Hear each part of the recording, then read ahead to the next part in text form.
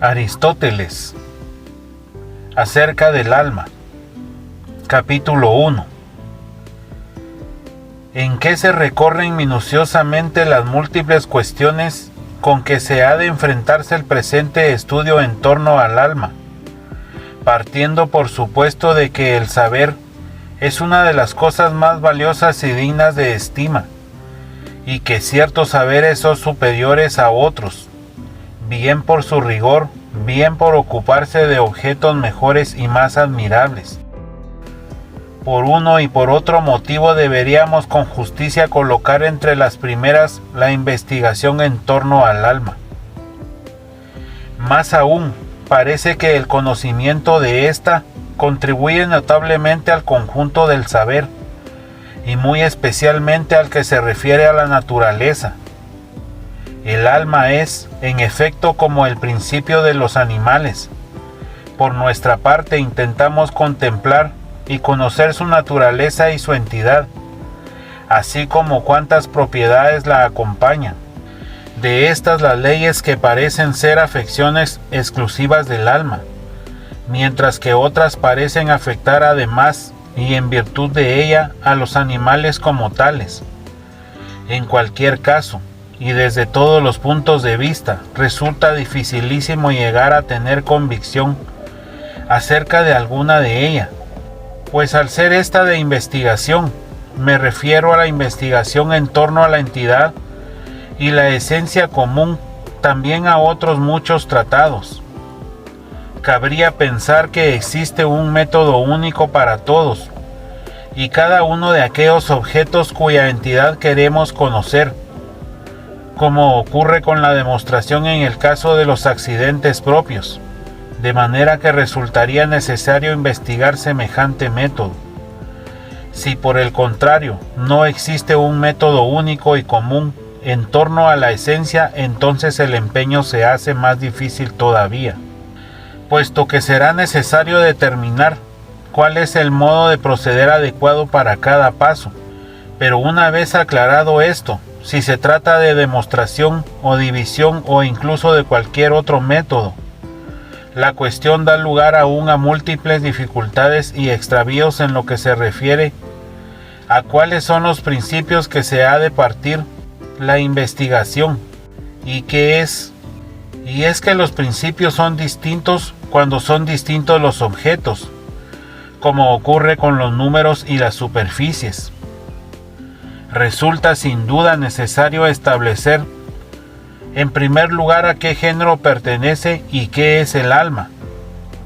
Quiero decir, si se trata de una realidad individual, de una entidad, o si al contrario es cualidad, cantidad o incluso cualquier otra de las categorías que hemos distinguido.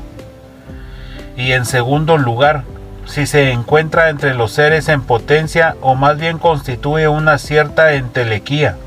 La diferencia no es desde luego desdeñable, pero además habrá que investigar si es divisible o indivisible, e igualmente si todas las almas son de la misma especie o no, y en caso que no sean de la misma especie, si se distinguen por la especie o por el género.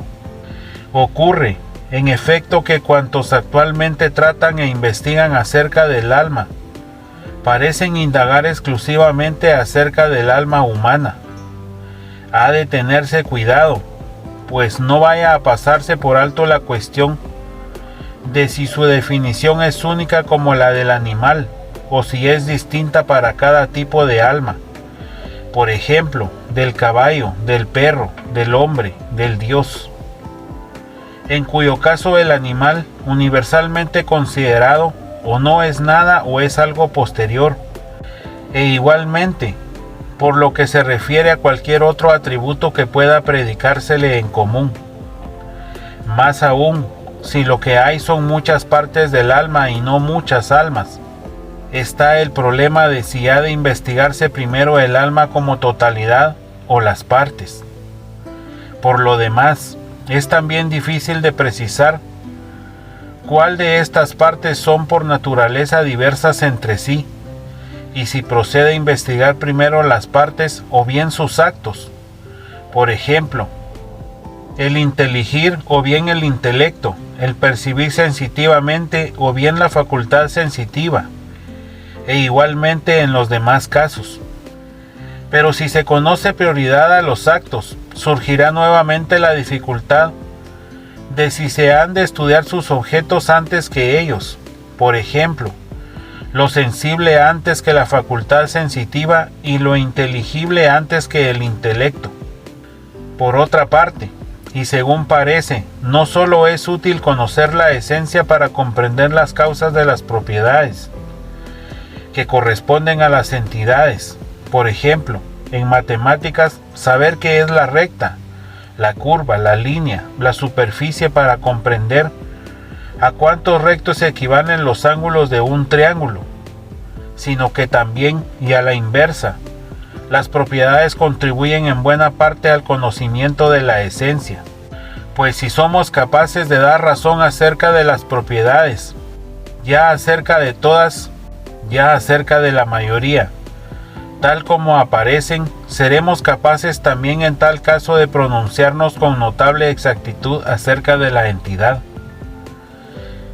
Y es que el principio de toda demostración es la esencia, y de ahí que todas las luces resulten vacías y dialécticas cuando definiciones nos llevan aparejado el conocimiento de las propiedades, o cuando menos, la posibilidad de una conjetura adecuada acerca de las mismas.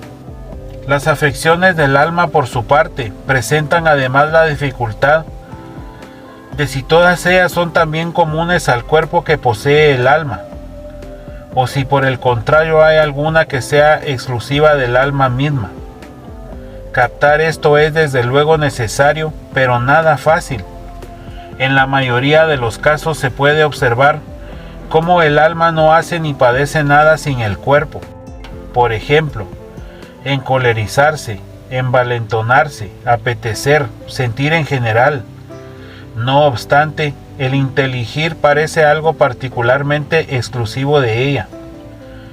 Pero ni esto siquiera podrá tener lugar sin el cuerpo si es que se trata de un cierto tipo de imaginación, o de algo que no sea sin imaginación.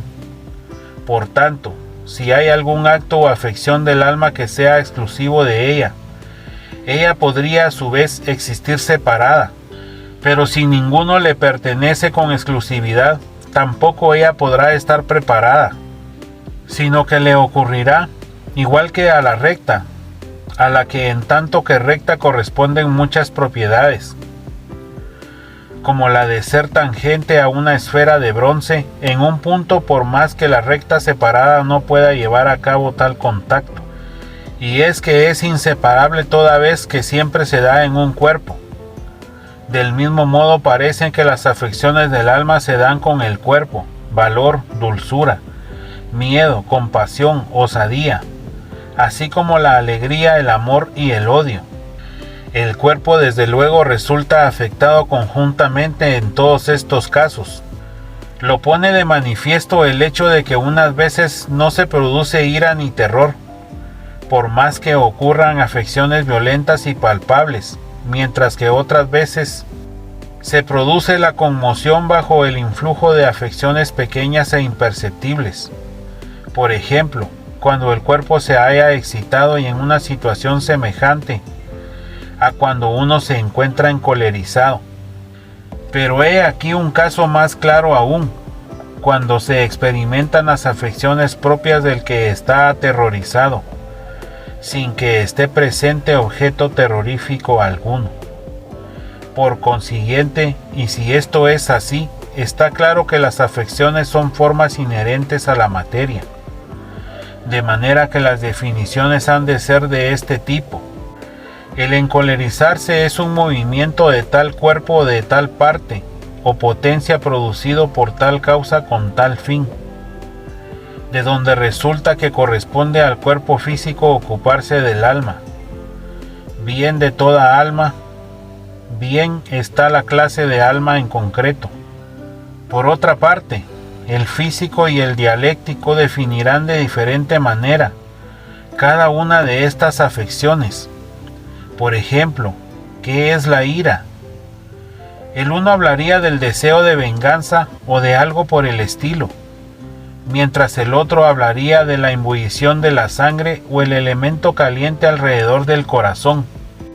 El uno daría cuenta de la materia mientras el otro daría cuenta de la forma específica y de la definición. Pues la definición es la forma específica de cada cosa, y su existencia implica que ha de darse necesariamente en tal tipo de materia. De esta manera la definición de casa sería algo así como que es un refugio para impedir la destrucción producida por los vientos, los calores y las lluvias. El uno habla de piedras, ladrillos y maderas, mientras que el otro habla de la forma específica que se da en estos en función de tales fines. ¿Cuál de ellos es entonces el físico? ¿El que habla acerca de la materia ignorando la definición? ¿O el que habla solamente de la definición? Más bien el que lo hace a partir del uno y lo otro. ¿Qué pasa pues con cada uno de aquellos? ¿Que no hay nadie que se ocupe de las afecciones que son inseparables de la materia, abstrayéndolas de ésta? Es más bien el físico quien se ocupa de todas aquellas afecciones y acciones que correspondan a tal tipo de cuerpo y a tal tipo de materia. En cuanto a aquellas afecciones que no son considerables tales, su conocimiento corresponde a otros. De algunas se ocupa el artesano según los casos, por ejemplo, el carpintero o el médico. De las afecciones inseparables se ocupa, a su vez el matemático, si bien abstractamente, y en cuanto que no son afecciones de tal tipo de cuerpo, el metafísico, en fin, se ocupa de las realidades que existen separada en cuanto a tales. Pero hemos de regresar al punto del cual ha arrancado este discurso. Decíamos que las afecciones del alma no son separables de la materia natural de los animales, en la medida en que les corresponde tal tipo de afecciones, por ejemplo, el valor y el miedo, y que se trata de un caso distinto al de la línea y la superficie. Capítulo 2. Que recoge y expone las doctrinas de otros filósofos en torno al conocimiento y al movimiento como rasgos característicos del alma. Puesto que hemos estado estudiando el alma, se hace necesario que al tiempo que recorremos las dificultades, cuya solución habrá de encontrarse a medida que avancemos, recojamos las opiniones de cuantos predecesores afirmaron algo acerca de ella. De este modo nos será posible retener lo que dijeron acertadamente, así como tomar precauciones respecto de aquello que puedan haber dicho sin acierto. El comienzo de la investigación, por otra parte, consiste en proponer aquellas propiedades que de manera especialísima parecen corresponder al alma por naturaleza. Ahora bien, lo animado parece distinguirse de lo inanimado, principalmente por dos rasgos, el movimiento y la sensación, y ambas características acerca del alma son aproximadamente las que hemos recibido de nuestros predecesores.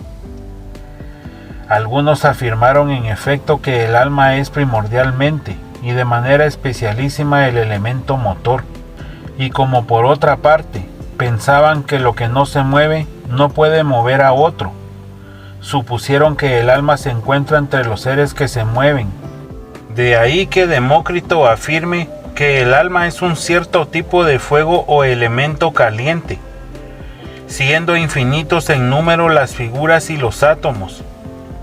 Concluye que los de figura esférica son fuego y alma y los compara con las motas que hay en suspensión en el aire y que se dejan ver en los rayos de luz a través de las rendijas. Afirma que el conjunto originario formado por todos los átomos constituye los elementos de la naturaleza en su totalidad. Leucipo piensa de manera semejante de ellos a su vez. Los que tienen forma esférica son alma, ya que tales figuras son especialmente capaces de pasar a través de todo y de mover el resto estando ellas mismas en movimiento. Y es que parten del supuesto de que el alma es aquello que procura el movimiento de los animales, de donde resulta también que la frontera del vivir se encuentra en la respiración.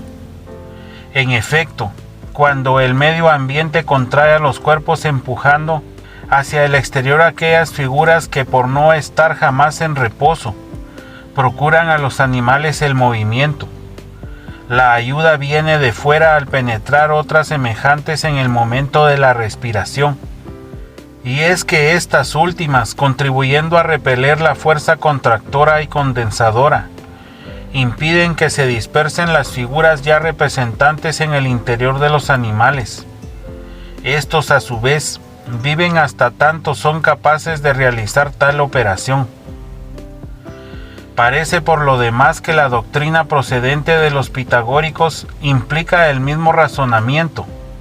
Efectivamente, algunos de ellos han afirmado que el alma se identifica con las motas en suspensión en el aire, si bien otros han afirmado que es aquello que mueve a estas. De estas lo afirmaron, porque se presentan continuamente en movimiento, aunque la ausencia de aire sea total. A la misma postura vienen a parar también cuantos afirman que el alma es lo que se mueve a sí mismo. Es que todos ellos, a lo que parece, parten del supuesto de que el movimiento es lo más peculiar del alma, y que si bien todas las demás cosas se mueven en virtud del alma, ella se mueve por sí misma. En conclusión está, a la que llegan al no haber observado nada que se mueva sin que esté a su vez en movimiento. También Anaxágoras, de manera similar, afirma que el alma es la que se mueve, e igualmente quien quiera que haya afirmado que el intelecto puso en movimiento al universo, por más que su afirmación no es exactamente igual que la de Demócrito, pues éste identifica sin más alma e intelecto. La verdad es la apariencia. De ahí que a su juicio Homero se expresó con justeza al decir que Héctor yacía con la mente sin sentido. No ocurre al intelecto como potencia relativa a la verdad, sino que por el contrario, sinonimiza alma e intelecto. Anaxágoras por su parte se expresa con menos claridad. A menudo dice que el intelecto es la causa de la armonía y el orden, mientras que en otras ocasiones dice él que es el alma, por ejemplo, cuando afirma que se halla presente en todos los animales, grandes, pequeños, nobles y vulgares. No parece, sin embargo, que el intelecto entendido como prudencia se dé por igual en todos los animales, ni siquiera en todos los hombres. Todos aquellos que se fijaron en el hecho de que el ser animado se mueve, supusieron que el alma es el motor por excelencia. Los que se han fijado, sin embargo, en que conocen y perciben los entes, identifican el alma con los principios. Si ponen muchos, con todos ellos, y si ponen uno, solo con éste. Vemos la tierra con la tierra, el agua con el agua, el divino éter con el éter, con el fuego destructor, el amor con el amor, y el odio, en fin, con el dañino odio. También, y de la misma manera, construye Platón el alma a partir de los elementos en el Timeo, y es que a su juicio lo semejante se conoce con lo semejante, y por otra parte, las cosas se componen de los principios. De manera similar, se especifica a su vez en el tratado denominado acerca de la filosofía de que el animal en sí deriva de la idea de uno en sí y de la longitud, latitud y profundidad primeras, siendo el proceso análogo para todo lo demás. También, y según otra versión, el intelecto es uno mientras que la ciencia es diada. Esta va en efecto en punto de partida único a una única conclusión. El número de la superficie es a su vez la opinión y del sólido es la sensación. Se afirma pues que los números constituyen las ideas en sí, y además, que proceden de los elementos y que ciertas cosas se disciernen con el intelecto, otras con la ciencia, otras con la opinión y otras con la sensación. Estos números, por lo demás, son las ideas de las cosas, y puesto que el alma les parecía ser a la vez principio de movimiento y principio de conocimiento, algunos llevaron a cabo una síntesis de ambos aspectos, afirmando que el alma es número que se mueve a sí mismo. Discrepan, sin embargo, sobre cuáles y cuántos son los principios, especialmente aquellos autores que ponen principios corpóreos y aquellos otros que los ponen incorpóreos. De unos y otros discrepan a su vez los que proponen una mezcla estableciendo que los principios proceden de ambos tipos de realidad. Discrepan además en cuanto al número de los mismos. Los hay en efecto que ponen uno solo mientras otros ponen varios. De acuerdo con todas estas teorías dan cuenta del alma, y no sin razón han puesto que aquello que mueve a la naturaleza ha de contar entre los primeros principios. De ahí que algunos hayan opinado que era fuego. Este es en efecto el más ligero y más incorpóreo de los elementos. Demócrito, por su parte, se ha pronunciado con mayor agudeza al explicar el porqué de cada una de estas propiedades. Alma e intelecto son la misma cosa, algo que forma parte de los cuerpos primarios e indivisibles, y que mueve a merced a la pequeñez de sus partículas y su figura. Explica cómo de todas las figuras, la mejor para el movimiento es la esférica, y que así son el intelecto y el fuego. Anaxágoras, a su vez, parece afirmar que el alma e intelecto son distintos, como ya dijimos más arriba, si bien recurre a ambos como si se tratara de una única naturaleza, por más que proponga especialmente al intelecto como principio de todas las cosas. Afirma al respecto que solamente él, entre los entes, es simple, sin mezcla y puro. Pero al decir que el intelecto pone todo en movimiento, atribuye al mismo principio tanto el conocer como el mover. Parece también que tales, a juzgar por lo que él se recuerda, supuso que el alma es un principio motor, si es que afirmó que el imán posee alma, puesto que mueve al hierro. Por su parte, Diógenes, así como algunos otros, dijo que el alma es aire, por considerar que éste es no sólo lo más ligero, sino también principio, razón por la cual el alma conoce y mueve. Conoce en cuanto, que es lo primero y de él se derivan las demás cosas. Es principio de movimiento, en cuanto que es lo más ligero. Heráclito también afirma que el principio es alma, en medida en que es la exhalación a partir de la cual se constituye todo lo demás. Es además lo más incorpóreo y se encuentra en perpetuo fluir. Lo que está en movimiento, en fin, es conocido por lo que está en movimiento. Tanto él como la mayoría han opinado que los entes se hallan en movimiento. Cercano a los anteriores es también a lo que parece el punto de vista de Almeón acerca del alma. Efectivamente dice de ella que es inmortal en virtud de su semejanza con los seres inmortales, semejanza que le adviene por estar en movimiento, puesto que todos los seres divinos, la luna, el sol, los astros y el firmamento entero, se encuentran también siempre en movimiento continuo. Entre los de mentalidad más tosca, en fin, algunos como Hipón, llegaron a afirmar que el alma es agua. Su convicción deriva al parecer del hecho de que los fluidos de todos los animales son húmedos. Este autor refuta el hecho a lo que dicen que el alma es sangre, replicando que los fluidos no son sangre. Y si es sin embargo el alma primera, otros, como Critias, han afirmado por el contrario que el alma es sangre, Nadie se ha pronunciado por esta a no ser quien haya afirmado que el alma proviene de todos los elementos. En resumidas cuentas, todos definen al alma por tres características. Todos los elementos han encontrado, por tanto, algún partidario. Si exceptuamos la tierra, nadie se ha pronunciado por esta a no ser quien haya afirmado que el alma proviene de todos los elementos o se identifica con todos ellos. En resumidas cuentas, todos definen al alma por tres características: movimiento, sensación e incorporeidad. Cada una de estas características se remonta a su vez hasta los principios.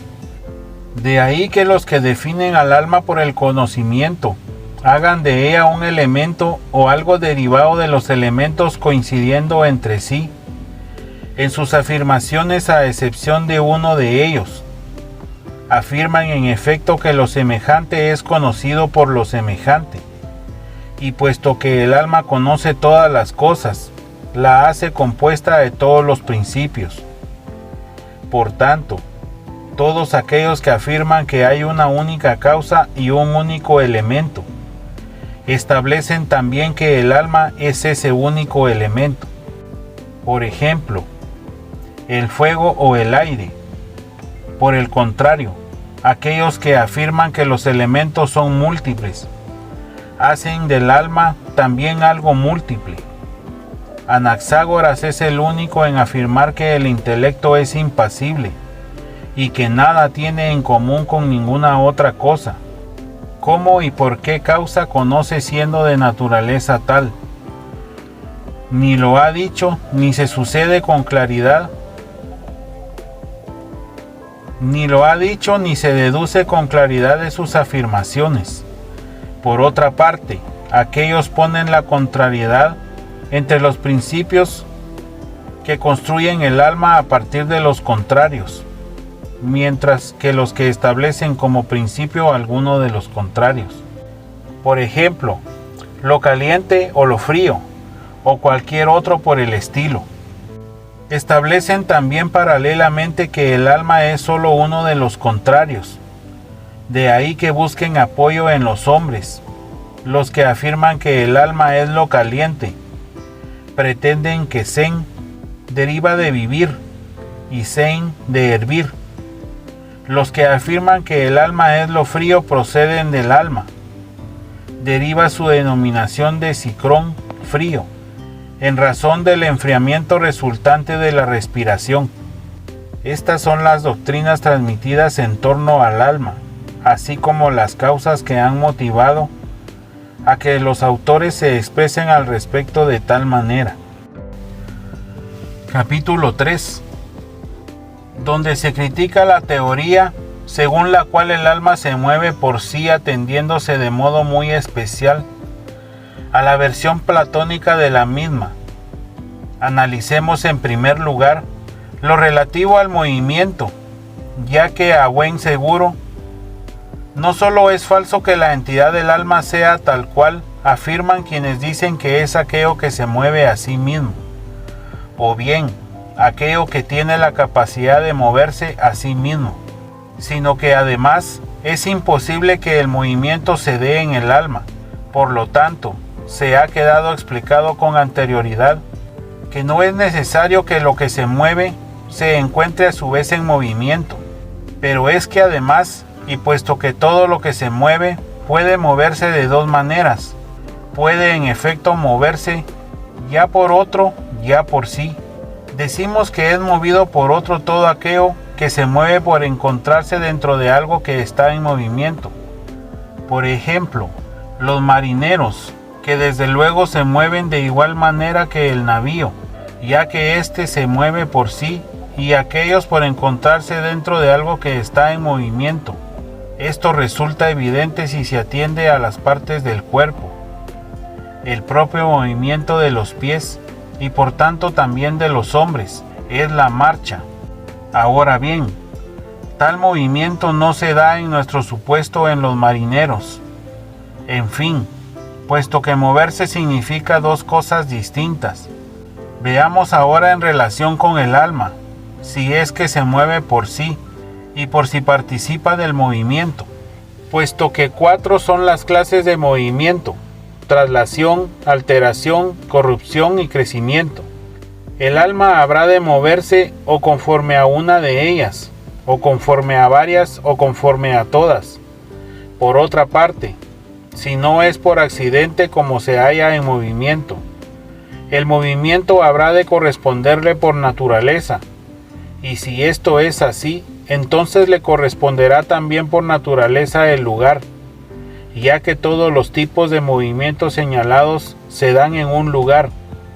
Así pues, si la entidad del alma consiste en moverse a sí misma, el movimiento no le corresponderá por accidente, como le ocurre a la blancura o a la altura de 3 codos. También éstas están ciertamente en movimiento, pero por accidente, ya que lo que realmente se mueve es el cuerpo en que se encuentran. De ahí que no les corresponda un lugar. Por el contrario, sí habrá un lugar para el alma, si es que participa por naturaleza del movimiento. Más aún, si el alma está dotada de un movimiento natural, podrá ser movida también violentamente, y si es movida violentamente, estará dotada también de un movimiento natural. Y lo mismo ocurre a su vez con el reposo, ya que el término del movimiento natural de algo constituye el lugar en que reposa naturalmente, así como el término del movimiento violento de algo es el lugar donde violentamente reposa. Ahora bien, ¿de qué tipo serían los movimientos y reposos violentos del alma? Es algo que no resulta fácil de explicar, ni siquiera para los que se empeñan en hacer divagaciones. Más aún, si el alma se mueve hacia arriba será fuego, si hacia abajo será tierra, ya que estos son los movimientos de tales cuerpos. Y lo mismo ha de decirse respecto de los movimientos intermedios, puesto que el alma aparece como aquello que mueve al cuerpo. Es lógico que produzca en él aquellos movimientos con que ella a su vez se mueve. Pero si todo esto es así, será verdadera también la afirmación inversa, a saber que el movimiento a que está sometido el cuerpo es el mismo que aquel a que está sometida el alma. Ahora bien, el cuerpo está sometido al movimiento de traslación. Luego el alma se desplazará al igual que el cuerpo, cambiando de posición ya en su totalidad. Pero si todo esto fuera posible, sería igualmente posible que volviera a entrar en el cuerpo después de haber salido de él, de donde resultaría que los animales podrían resucitar después de muertos. Por lo que al movimiento accidental se refiere, cabría que fuera producido por otro. Cabe en efecto que el animal sea impulsado violentamente, pero en cualquier caso, un ser al que corresponde entitativamente moverse por sí mismo. No le corresponde ser movido por otro, a no ser por accidente. Del mismo modo que es lo bueno por sí, y para sí no puede serlo ni por otro ni para otro. Suponiendo que en realidad se mueva, lo más apropiado sería decir que el alma es movida por los objetos sensibles. Por lo demás, si se mueve a sí misma, es obvio que está moviéndose, y por tanto si está en movimiento consiste que lo movido se aleje en cuanto tal. El alma se alejaría de su propia entidad, suponiendo que no se mueve por accidente, sino porque el movimiento pertenezca por sí a su misma entidad. Los hay incluso que afirman que el alma imprime al cuerpo en que se encuentran los movimientos. Así Demócrito, cuyas afirmaciones resultan bastante cercanas a las de Filipo el comediógrafo. Se dice en efecto que Dédalo dotó de movimiento a la estatua de madera de Afrodita, vertiendo sobre ella plata viva. Demócrito por su parte afirma algo parecido cuando dice que los átomos esféricos arrastran y mueven al cuerpo todo aquello porque se hallan en movimiento. siéndoles imposible por naturaleza detenerse.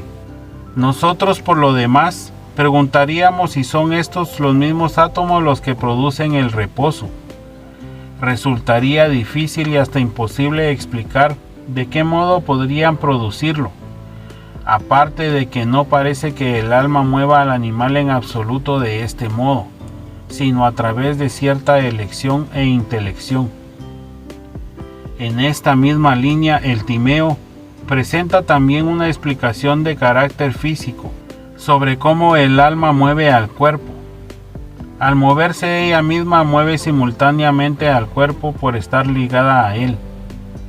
Y es que una vez que estuvo compuesta a partir de los elementos y dividida conforme a los números armónicos de manera que poseyera sensibilidad y armonía. Y es que una vez que estuvo compuesta a partir de los elementos y dividida conforme a los números armónicos de manera que poseyera sensibilidad y armonía connaturales, y el universo se desplazará armónicamente. El demiurgo curvó en forma de circunferencia la trayectoria rectilínea. Además, tras dividir la unidad en dos circunferencias tangentes en dos puntos, volvió a dividir una de ellas en 7 circunferencias, de manera que coincidieran las traslaciones del firmamento y los movimientos del alma. Pero en primer lugar, no es correcto afirmar que el alma sea una magnitud evidente. Platón da a entender que el alma del universo es como el denominado intelecto, y no como el alma sensitiva o apetitiva, ya que el movimiento de estas no es la traslación circular. Pues bien, el intelecto es uno y continuo a la manera en que es la intelección. La intelección a su vez se identifica con las ideas, y éstas constituyen una unidad de sucesión como el número y no como la magnitud.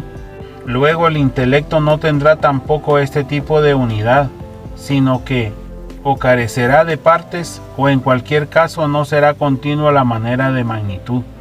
Además, si es magnitud, ¿cómo inteligirá todo él o en alguna de sus partes? Se trataría en este caso de una parte entendida, bien como magnitud, bien como punto, si es que procede llamar también parte a este último. En un punto es evidente que al ser estos infinitos no podrá reconocerlos en absoluto. Si por el contrario intelige en una parte entendida como magnitud, inteligirá los mismos múltiples o infinitas veces, y sin embargo es obvio que puede hacerlo una y otra vez. Por otra parte, si basta con que tenga contacto con el objeto en cualquiera de sus partes, ¿a qué viene el movimiento circular e incluso el tener en absoluto magnitud? Y si es necesario para que intelija que esté en contacto con el objeto en la totalidad de la circunferencia, ¿a qué viene el contacto en las partes? Más aún, ¿cómo inteligirá lo divisible con lo indivisible? O lo indivisible con lo divisible. Sin embargo, el intelecto ha de ser necesariamente el círculo. El movimiento del intelecto es, en efecto, la intelección, así como el movimiento del círculo es la revolución. Por tanto, si la intelección es revolución, el intelecto habrá de ser el círculo cuya revolución es la intelección. ¿Pero qué inteligirá siempre? Ha de inteligir siempre, desde luego, toda vez que el movimiento circular es eterno. Ahora bien, las intelecciones prácticas tienen límites, pues todas ellas tienen un fin distinto de sí mismas. Y en cuanto a las elecciones teóricas, están igualmente limitadas por sus enunciados. Todo enunciado es, en efecto, o definición o demostración.